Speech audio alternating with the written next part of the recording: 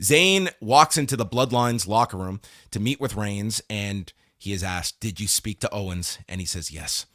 And I lied to Jay because he had a big match that night, and I didn't want to put that on his plate, and he already has problems trusting me. It's like, this is great. And Owens spoke to me, not vice versa. I listened, and that was it. And then Roman says, what did Owens tell you? And Zayn says that I should turn on the Bloodline before they turn on me. Reigns says, this is my family. This is my blood. And I need you to look me in the eye and tell me if you are with us or if you're going to stab us in the back. And I'm like, Roman, that's not how stabbing people in the back works, okay? They don't give you a heads up ahead of time. Zayn is with them, he says, and it means the world that you have taken me in, and I am one of the 5 people allowed in this locker room. I will not let you down tonight. I will not let you down on any night. So Roman stands up, and you don't know which way he's going to go, and that smile comes on, and he says, let's do it. And then they hug, but then Roman gets serious again. This was tremendous. It was so good. Like these two, it was almost like who was going to crack here, because it was so serious, and they just stared at each other. Oh, well, to me, there was no danger of cracking. I mean, yes, like this I could not do this. I would just break. This feud to me certainly has been kind of made its name on like fun segments involving Sami Zayn. But when it's time for these two in particular and Jey Uso to get serious and act, they knock it out of the park. This was like one of the better acted wrestling backstage segments I've seen in a long, long time here. The tension I thought was so incredibly well built between the two. And I feel like, heading into WarGames tonight, and really from this point forward, Sami Zayn is the lead character, and he is a babyface. Don't get it twisted, everybody. He is a babyface in a heel faction. You can make the argument they're all kind of babyfaces. It's the reason the advantage kind of worked. Like, it's so counter to tradition of like the heels having the advantage, but Zayn was the X factor that threw that out the window for me in that match. Totally agreed. Yeah. He is the guy that we as an audience are supposed to completely sympathize with. We know that this man is just caught in between some bad situations, and that he's not doing anything wrong. Roman questions him here, did you do something? And Zayn just tells the truth. He is completely loyal. He describes exactly what happened that we saw last night. And he even got into a level of emotion here, like the pausing in his voice, him looking down, he staring at Roman and exactly doing what Roman is looking for. Like, he's telling the truth with his eyes, and I thought Zayn just kind of conveyed that so well. And then you have Roman Reigns, whose ability to transition between like being ice cold to completely warm with that smile is just like so outstanding. Like, he's the mean dad that you just desperately want approval from. And I think he just manages to kind of command like the entire scene every time he gets into this sort of mode. I just continue to be so impressed with all of this. If you go back and watch the first segment with Roman and Jay, and then the segment with Zayn and Reigns, if you just pull up the screenshot there, okay, Paul Heyman was so awesome in both. Okay. And his demeanor changes in the two. Like, you can see him like that he is this shadow that is over top of all of this, that you just suspect is the puppet master behind some of this. And he's just tremendous as this ominous figure that has Roman's back. But this was like some great segments that they did. They didn't overdo the backstage stuff. What they did, though, was very key for the story of the show. So Butch and Jey Uso start the match, and it's Butch targeting the fingers of Jay's injured hand that he still has taped up from the injury he had on the European tour. So focusing on the hand and wrist for most of it. Ridge the Fridge is in third, and Graves notes that Ridge won't win a lot of style points, but he's able to double team Jey Uso along with Butch. The fourth entrant is supposed to be Jimmy Uso, but then Reigns holds him back and sends out Zayn instead, and they want to see how loyal Zayn will be. So Zayn stalls for a long time before finally getting into the ring, and he has to work with Jey Uso for this period of time. And he goes in, and then he goes after Holland, and he pats Jey on the back Jay did not want that pat on the back, and he gets pissed off. And then there's a spot where Holland is going to run into Jay into the fence, but Zayn pulls Jay out of harm's way, and he tells him, I got you. So the whole time, like, you know, we see Sami is telling the truth. We see he's very earnest. We don't expect him to turn on the Bloodline whatsoever. But we're all wondering, when is the Bloodline going to turn on him? You're wondering, it's like, when is the shoe going to drop? That's essentially it. The drama is who is going to stab who. Mm-hmm. Drew McIntyre is 5th, and he tosses Sami Zayn around and says, I'm feeling pretty oozy right now. Jimmy Uso is 6th, and this is when the weapons start, where the tables are brought in, and then Zayn and Jay argue over who is going to set up the table, and they start shoving each other, and they cut to Reigns, who's just like shaking his head like a disappointed parent. Kevin Owens is 7th, and he brings the chairs in, and he just starts walloping the Usos with chairs. And then a cannonball is hit to Jay, a swanton, and then he has the standoff with Zayn, but before they can go at it, Holland attacks Zayn. Solo Sikoa is in 8th, and he goes at it with Owens for quite a while. And then Sikoa and Drew, stemming from the Clash at the Castle screw job by Sikoa, they go at it. And then 9th is Sheamus, and Zayn tries to keep the door shut, but Sheamus just rips it open, slams it into Zayn's head, and the Brawling Brutes beat up the Bloodline against the fence. In number 10 is Roman Reigns, and WarGames begins at the 28-minute mark as we go for about another 10 minutes here. Do you feel like at least maybe for the first match, maybe less so for this match, that like the audience was maybe quieter for the opening portions because they knew that this match wasn't going to have a finish until the match beyond? I think a combination of, you know, your biggest stars are coming in at the end. In the first match, Becky. In the second one, Roman Reigns. I think that affects it. And yeah, I do think like that. It's not like the crowd was dead, but it's like 28 minutes is a long time. And you've just got to rely on like brawling and weapons in there, which I mean, it subsides, but like it's a long time. It might be one of those cases where like you can see why blood might have helped something like that. You know, having sort of like the visual of a babyface bleeding and really in need of help, and then you know people cheering for the other person to come in to rescue him, like that would probably fill out some of these portions a little better. But I mean they've made great WarGames matches without blood before, so maybe it was a bit more pronounced in tonight. Maybe we'll get CGI at some point, like they can add blood. CGI blood. Way. Yeah. Okay. So there were some chants for Reigns as he entering, and then the two teams square. They love this spot where everyone just stands on their side. I love it too. It's like straight out of a comic book. Yeah, it's great. It works sometimes. And then they do it in every one of these. It's a go-to for them. So they go at it, and then it's just a brawl, and then Reigns is the last one standing. After a Superman punch to Sheamus. Sheamus then lands a kick, stopping a spear. We get the 50 beats of the Bowdrin with all 5 babyfaces pounding the chests of their opponents. In the gutter between the two rings. Mm-hmm, yeah, I love it. It was a clever spot, and the audience really liked that one. Then we start seeing Zayn attacking Butch, telling him that's the tribal chief. And Jay misses Butch, and he super kicks Zayn. So that was important. It was Jay who screwed up here and hit Zayn. So they still kind of left you a bit of a benefit of the doubt whether or not Jay intentionally did it. But the key was that Jay showed zero remorse afterwards. He's kind of happy about the accident. Then there's a 1D to Butch off the turnbuckle, a double super kick to Holland, and saves galore here. Reigns then spears Holland through a table, and a spinning solo puts Drew through a table. Owens hits the stunner on Sikoa, but Reigns yanks him off, so Reigns and Owens go at it. They're delivering strikes. Reigns blocks a stunner, hits the Superman punch, but then Owens stops a spear with a super kick, pop-up powerbomb, and hits the stunner. Reigns is down. 1, 2, and Zayn grabs the referee's arm and stops the count, and Owens looks at Zayn like he's been betrayed. It's like, dude, we're on opposite teams here. This is how this goes. So Owens and Zayn go one-on-one here, and Owens then catches a super kick from Jimmy, and Zayn has to just act in the moment, and he kicks Owens low. But after hitting this, he's conflicted. Reigns gives him the nod, so Zayn executes the hit.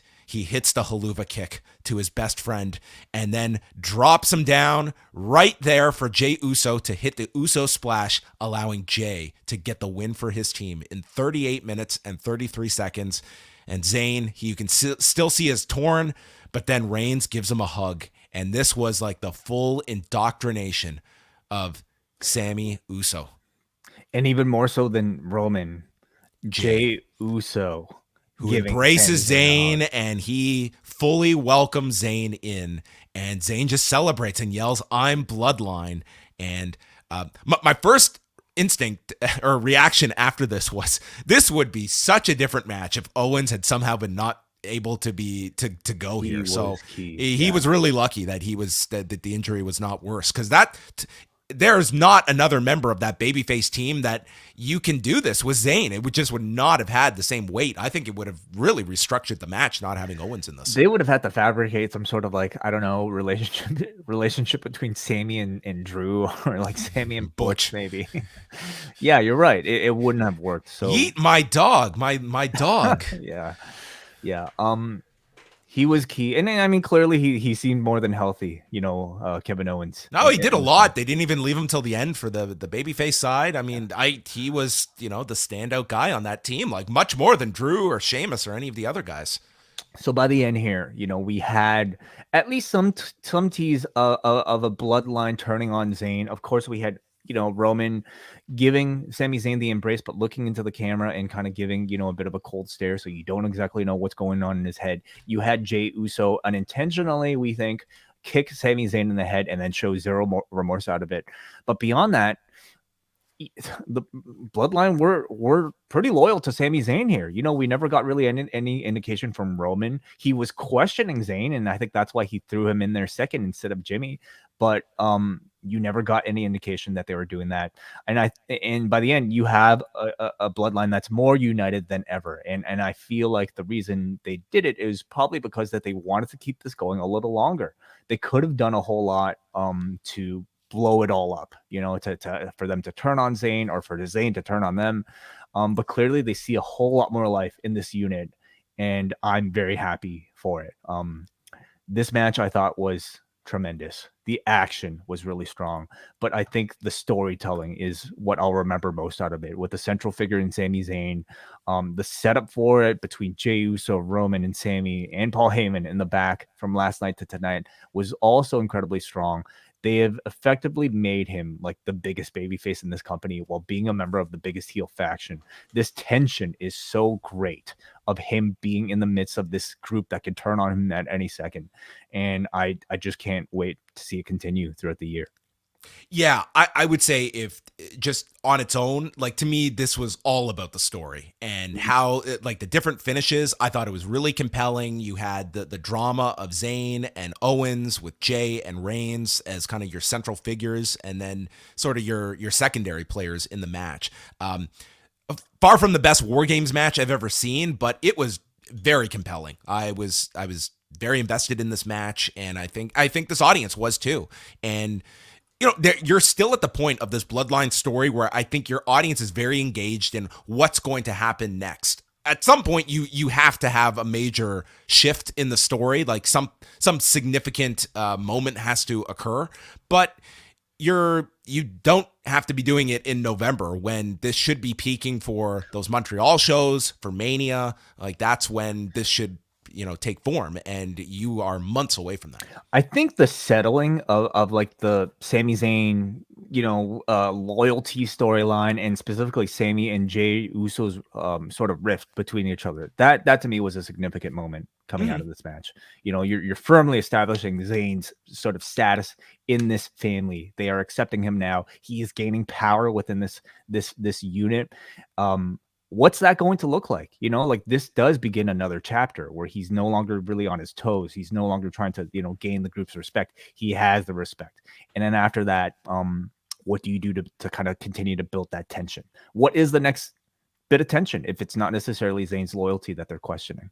Well, I think based on the stunner near fall, like, Owens is 100% the next challenger. And you can argue that atmosphere wise, that's an amazing match for Montreal, but you also have a stadium show in January, and that's a that was the match coming out of this, is Reigns and Owens, based on this guy had him beat. That maybe you end up doing that in San Antonio in January, and you have something else for Owens and Zayn at Elimination Chamber. It almost seems too perfect, though, to have it for Owens in a hometown crowd, with Zayn sort of playing like an accessory to it all as well. Would you save it for that? They've also been hitting you over the head that Owens he was the closest to beating Reigns at 2 years ago at the Royal Rumble. So you do have kind of that symmetry to go back to 2 years later at the same event. You can also potentially do a series. He could maybe Owens gets his first crack at the Rumble, and then it continues. He put something up at Elimination Chamber, or do you have Roman be a part of the Elimination Chamber match? Oh, I think Owens. Yeah, I mean it's Yeah, I was thinking more of just like one-on-one at I am too, but will they want the champion as part of the elimination? I mean, there are a lot of ways they could play it. They're in very good shape right now. I think it's very clear to me that you're not going to get any sort of like Zayn turn until Mania or after, right. Because in theory, you've got the Rumble winner, and you don't need to create a second contender at Chamber. You have your one contender coming out of the Rumble, and then you could have Reigns defended in Montreal. So much of this also depends on like what Roman's direction is at WrestleMania. Yeah, Roman might not do Elimination Chamber if there's not something. I would think you do want him on that show, but if it is going to be like Dwayne, that's going to kind of interrupt all of this, right? Yep. Like you're no longer really going to focus on the Sami Zayn story when you've got The Rock, right? Nor Kevin Owens when you've got The Rock. So is this enough to kind of tide them over until whenever they tell the WrestleMania story? I mean, I would just guess like Owens is a holdover, and maybe like the Mania direction is like, it's a compelling one. They've done a very good job with it, and Montreal is a great place to build up to a match that it's going to have one of the best atmospheres for a WWE show next year. And then you've got like the direction is like Sami Zayn against the Usos, and it would make sense like how you get there of Zayn and Owens coming back together. Well, you have months to establish that and do that after tonight. My question before I go is, Sami Zayn's getting so popular, and I know that he's not in there's people I've already had in my mind that it's Cody or The Rock that are gonna like challenge Reigns for the title, but most likely.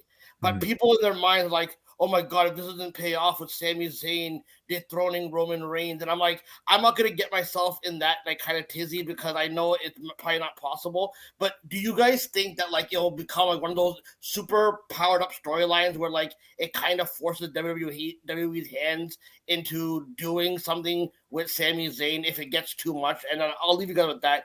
Anyways, good show this past week, and happy 5-year anniversary again. I enjoyed the diary and everything like that. Peace out. Thanks you so much, Hansi. Thank you, as always, for participating and giving us a great question.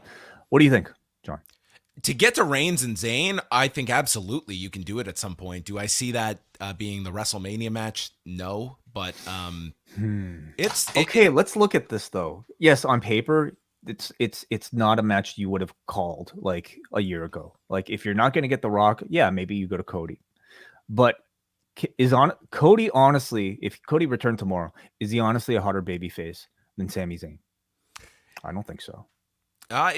You don't know what kind of reaction he gets when he comes back. It might be, but the story here is so strong. Like you it's have a real so strong much story history. with Cody too. It's just it hasn't been told in 6 months.